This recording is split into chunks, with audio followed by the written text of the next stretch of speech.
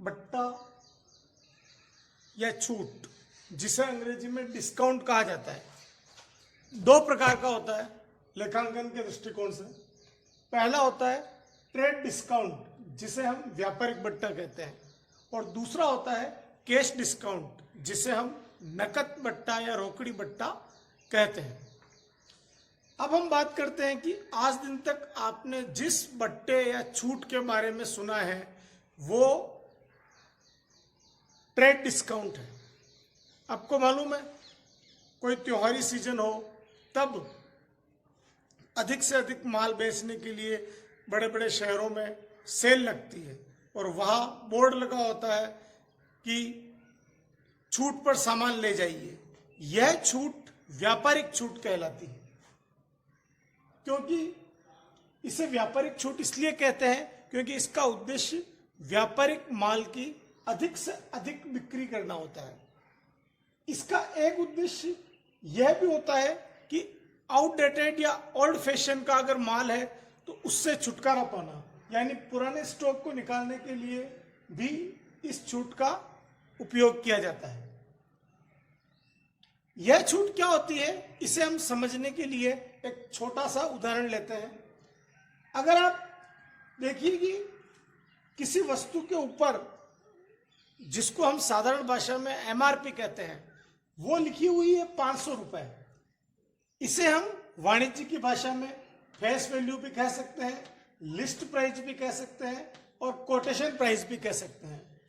Face value यानी अंकित मूल्य, list price यानी सूची मूल्य और कोटेशन प्राइस यानी उद्धरण मूल्य। अगर वह 500 रुपए है, यानी जो लिखा हुआ है वस्तु के ऊपर वो 500 रुपए है। अब अगर साधारण दिनों में व्यापारी इस माल को 500 रुपए में बेचता है, लेकिन अगर वो अपने बिक्री को बढ़ाना चाहता है तो वो उसे कम रेट में बेचेगा। कम रेट का मतलब वो उसको डिस्काउंट में बेचेगा, है ना। इसी को ट्रेड डिस्काउंट कहते हैं। जैसे इस उदाहरण में 500 का 10% 50 रुपए के ऊपर अगर वो छूट देता है और 500 में से 50 रुपए घटाने के बाद 450 रुपए के ऊपर वो माल बेचता है, तो यहाँ 50 रुपए ट्रेड डिस्काउंट कहलाएगा और 450 रुपए सेल्स प्राइस यानी विक्रय मूल्य कहलाएगा। अब हम बात करते हैं ट्रेड डिस्काउंट के लेखांकन के बारे में। सबसे पहली बात तो यह कि ट्रेड डिस्काउंट का लेखांकन लेखा पुस्तकों में कहीं नहीं होता है। ध्यान दीजिएगा, trade discount is not recorded in the books of accounts, but trade discount को हम सेल्स इनवॉइस या जो ग्राहकों को बिल देते हैं साधारण भाषा में, उसमें उसका जिक्र करते हैं, यानी ये सेल्स इनवॉइस में दर्शाया जाता है। और ट्रेड डिस्काउंट को हम जब बुक्स ऑफ ओरिजिनल एंट्री यानी जर्नल में एंट्री करते हैं, जर्नल एंट्री जो हम आगे पढ़ेंगे, लेखांकन प्रक्रिया का प्रथम चरण है, उसमें हम जब जर्नल प्रविष्टि करते हैं तो उसमें जर्नल प्रविष्टि के नीचे एक नरेशन लिखा जाता है जो कि जर्नल प्रविष्टि क्या है इसके बारे में हमें बताता है। उस नरेशन में जरूर इस डिस्काउंट का उल्लेख किया जाता है कि 500 रुपए का माल बेचा 10% बट्टे पर और 450 रुपए उसका विक्रय मूल्य था। बस इतना ही, यानी इस ट्रेड डिस्काउंट का उल्लेख नरेशन में होता है, सेल्स इनवॉइस में दर्शाया जाता है। परंतु ध्यान दीजिएगा, यह वो बट्टा है जिसका लेखा पुस्तकों में लेखा नहीं होता है। अब हम आज समझेंगे कैश डिस्काउंट क्या होता है। देखिए, कैश डिस्काउंट के लिए लेखा शास्त्र में दो प्रकार के खाते होते हैं, डिस्काउंट अलाउड और डिस्काउंट रिसीव्ड। दोनों एक ही चीज है, केवल व्यक्ति का फर्क है। एक व्यक्ति के लिए जो डिस्काउंट अलाउड होता है वही सामने वाले व्यक्ति के लिए डिस्काउंट रिसीव्ड होता है। डिस्काउंट अलाउड को हिंदी में स्वीकृत बट्टा कहते हैं और डिस्काउंट रिसीव्ड को हिंदी में प्राप्त बट्टा कहते हैं। अब हम एक उदाहरण से इस कैश डिस्काउंट को समझने का प्रयास करेंगे। माना कि दो पक्षकार हैं, एक पक्षकार का नाम है सुनील जो कि सेलर है और दूसरे पक्षकार का नाम है प्रकाश जो कि परचेजर है। अगर सुनील ने प्रकाश को 1 माह की उधार पर माल बेचा, यानी इस शर्त पर माल बेचा कि सुनील प्रकाश को माल अभी देगा और प्रकाश सुनील को 1 माह बाद पैसा देगा। हम जानते हैं कि डेटर क्या होता है, क्रेडिटर क्या होता है। इस हिसाब से सुनील की बुक्स ऑफ अकाउंट्स में प्रकाश देनदार होगा और प्रकाश की बुक्स ऑफ अकाउंट्स में सुनील लेनदार होगा। यानी सुनील ये कहेगा कि प्रकाश 450 रुपए से मेरा देनदार है, यानी वो मुझे 450 रुपए देगा। यानी सुनील ने उसका खाता 450 रुपए से खोल दिया है। बुक्स ऑफ अकाउंट्स में प्रकाश दर्ज हो गया है सुनील की बुक्स ऑफ अकाउंट्स में। ठीक इसी प्रकार से प्रकाश की बुक्स ऑफ अकाउंट्स में सुनील का खाता खुल चुका है और प्रकाश ने यह खाता इस तरह से खोला है कि सुनील मेरा लेनदार है, यानी सुनील लेनदार है प्रकाश का और वो 450 रुपए से है, बराबर रुपए से होगा। ठीक है, अब हम बात करते हैं कि ये तो इनके बीच में उधार माल बेचने की शर्त हुई। अब अगर 1 महीने बाद ये पैसा देगा प्रकाश सुनील को तो कोई दिक्कत नहीं है, बट्टे की जरूरत नहीं है, कैश डिस्काउंट तब उत्पन्न नहीं होगा। लेकिन मान लीजिए 10 दिन बाद, क्योंकि 1 महीने की शर्त हुई है, लेकिन 10 दिन बाद ही अगर सुनील को पैसे की जरूरत पड़ गई है और वो प्रकाश से जाकर के कहता है कि मुझे 450 रुपए चाहिए, तो प्रकाश ये बोल सकता है कि अपने तो 1 महीने की बात हुई थी, आज तो 10 दिन ही हुए। तो ऐसी स्थिति में प्रकाश सुनील की इस मजदूरी का फायदा उठाने के लिए उसके सामने प्रस्ताव रखता है कि अगर मैं आज आपको दूं, यानी 10 दिन बाद ही, तो मैं 450 पूरे नहीं दूंगा और 20 रुपए कम दूंगा। क्या आपको मंजूर है?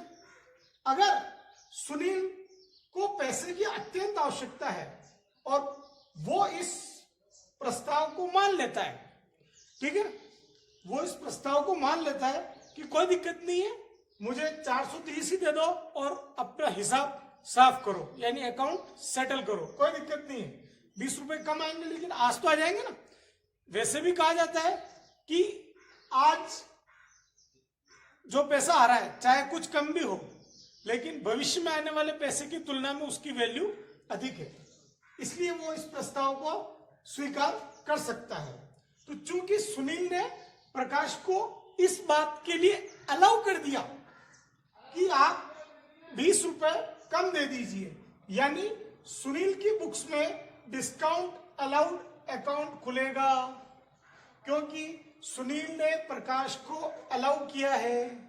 ठीक है, तो अब ये देखिए कि प्रकाश का खाता पहले से 450 रुपए से खुला हुआ था सुनील की बुक्स में, पर चूंकि अब 20 रुपए कम आ रहे हैं और 430 रुपए ही आ रहे हैं, तो ये 20 रुपए सुनील के लिए नुकसान होगा, क्योंकि कम पैसा आ रहा है, जितना सोचा था उससे कम आ रहा है, इसलिए डिस्काउंट अलाउड क्या होता है, हानि होती है। ठीक है, अब हम बात करते हैं डिस्काउंट रिसीव्ड की। यही 20 रुपया जो सुनील के लिए नुकसान है, प्रकाश की बुक्स ऑफ अकाउंट्स में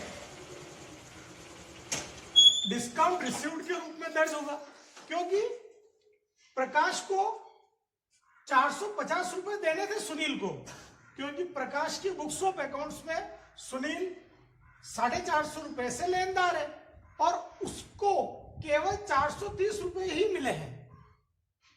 सॉरी, उसने केवल 430 रुपए ही भुगतान किए हैं सुनील को। तो ऐसी स्थिति में उसको 20 रुपए का फायदा हो गया है और इस फायदे के लिए वो 20 रुपए का अकाउंट अपनी बुक्स ऑफ अकाउंट्स में खोलेगा, जिसे हम डिस्काउंट रिसीव्ड अकाउंट में दर्ज करेंगे। यह डिस्काउंट रिसीव्ड हो गया और यह डिस्काउंट अलाउड हो गया। देखा जाए तो प्रैक्टिकली दोनों को फायदा है। प्रकाश को यह फायदा है कि 20 रुपए कम देना पड़ रहा है, सुनील को यह फायदा है कि तुरंत पैसा आ रहा है, लेकिन अकाउंटिंग ट्रीटमेंट के हिसाब से इसको 20 रुपए नुकसान के रूप में दर्ज करना पड़ेगा और इसको 20 रुपए फायदे के रूप में दर्ज करना पड़ेगा। ये होता है डिस्काउंट अलाउड और डिस्काउंट रिसीव्ड।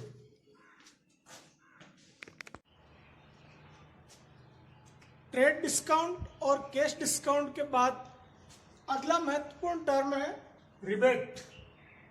रिबेट को अंग्रेजी में रिबेट कहते हैं और हिंदी में भी इसके लिए रिबेट या छूट शब्द ही प्रचलित है। रिबेट डिस्काउंट से बिल्कुल अलग कारण से दिया जाता है। जहां हमने देखा कि ट्रेड डिस्काउंट वस्तु की बिक्री बढ़ाने के लिए दिया जाता है, कैश डिस्काउंट जल्दी भुगतान करे देनदार, इसके लिए उसे प्रेरित करने के लिए दिया जाता है। वहीं रिबेट देने के कुछ अलग कारण होते हैं। रिबेट निश्चित रूप से बिक्री के बाद दिया जाता है, यानी जब ट्रेड डिस्काउंट में ग्राहक को छूट दे दी और कैश डिस्काउंट में भी छूट दे दी, फिर भी अगर हो सकता है कि जो माल उसने ऑर्डर किया था हमने उसको गलती से पुअर क्वालिटी का माल भेज दिया, या फिर आउटडेटेड आइटम्स भेज दिए, या फिर जितना उसने ऑर्डर किया था उससे थोड़ा कम माल हमने भेजा, या फिर जितने समय में डिलीवरी हो जाएगी हमने उसको वादा किया था उससे कम, उससे अधिक समय में डिलीवरी अगर हुई है, तो निश्चित रूप से ग्राहक इन कारणों से असंतुष्ट होगा और वो कुछ एक्स्ट्रा प्रोडक्ट प्राइस में कमी की बात करेगा। इसलिए रिबेट एक प्रकार से सेल्स होने के बाद आफ्टर सेल्स प्रोडक्ट प्राइस में पार्शियल रिफंड है। यानी हमने ट्रेड डिस्काउंट, कैश डिस्काउंट और रिबेट के बारे में अलग अलग अध्ययन कर लिया है। अब हम पढ़ेंगे ट्रेड डिस्काउंट, रिबेट और कैश डिस्काउंट की आपस में तुलना करते हैं। तो ट्रेड डिस्काउंट, रिबेट और कैश डिस्काउंट 3 कॉलम है ये। सबसे पहले हम बात करते हैं अंतर के आधार में प्रकृति। तीनों प्रकार की जो छूट है उनमें उनकी प्रकृति अलग अलग है। यानी ट्रेड डिस्काउंट क्यों दिया जाता है? आपको मालूम है, माल की अधिक से अधिक बिक्री करने के लिए। तो निश्चित मात्रा में अगर कोई व्यक्ति माल खरीदता है तो उसको हम ट्रेड डिस्काउंट देते हैं। वहीं दूसरी ओर रिबेट इसलिए देते हैं क्योंकि जो माल हमने उसको बेच दिया है उसकी क्वालिटी पुअर है, यानी जो क्वालिटी उसने ऑर्डर की थी वैसे उसको नहीं मिली, वो असंतुष्ट है, इसलिए उसको संतुष्ट करने के लिए भाई चल कोई बात नहीं, तू ये माल रख ले, मैं तेरे को थोड़ी और छूट दे देता हूँ, इसके लिए दिया जाता है। जबकि कैश डिस्काउंट इसलिए दिया जाता है कि देनदार को इमीडिएट या प्रॉम्प्ट पेमेंट करने के लिए प्रोत्साहित करने के उद्देश्य से, ताकि जल्दी से जल्दी वो अपना उधार पैसा दे दे। दूसरा पॉइंट है nature of transaction. Nature of transaction यानी लेन देन किस प्रकृति का होता है। साधारणतः हमें पता है कि लेन देन 2 प्रकृति का होता है, नगद और उधार। तो ट्रेड डिस्काउंट तब भी दिया जाता है जब नगद बिक्री या क्रय हो, और तब भी दिया जाता है जब उधार बिक्री या क्रय हो। यानी नगद और उधार क्रय या विक्रय की कंडीशन में ट्रेड डिस्काउंट दिया जाता है, और रिबेट भी दोनों ही कंडीशन में दी जाती है, चाहे नगद बिक्री हो चाहे उधार बिक्री। और कैश डिस्काउंट राशि के भुगतान पर दिया जाता है, यानी इसका परचेज सेल से संबंध नहीं होता है, इसका संबंध भुगतान से होता है।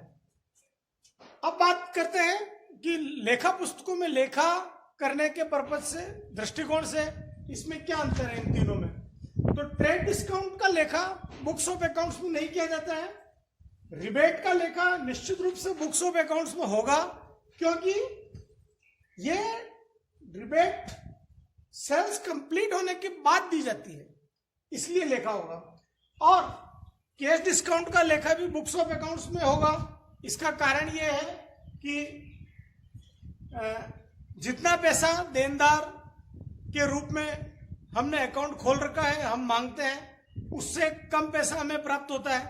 तो डिस्काउंट अलाउड अकाउंट हम खोलते हैं और सामने वाला डिस्काउंट रिसीव्ड अकाउंट खोलता है। तो इन दोनों अकाउंट के माध्यम से बुक्स ऑफ अकाउंट्स में कैश डिस्काउंट का लेखा भी होता है।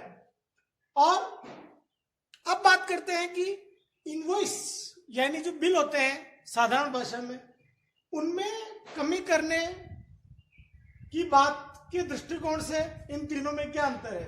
तो ट्रेड डिस्काउंट को इनवॉइस में घटा करके दर्शाया जाता है और इसको रिबेट को परचेज या सेल्स अकाउंट, जो परचेज अकाउंट में रिकॉर्ड हो चुका है या सेल्स अकाउंट में रिकॉर्ड हो चुका है, उसमें से घटा करके दर्शाया जाता है। परचेज और सेल्स अकाउंट में घटा करके रिबेट को दर्शाया जाता है, ठीक है। और कैश डिस्काउंट को कहीं घटा करके नहीं दिखाया जाता है, बल्कि अकाउंट खोल करके दिखाया जाता है। यानी इनवॉइस में कैश डिस्काउंट को घटाने की कोई आवश्यकता नहीं है।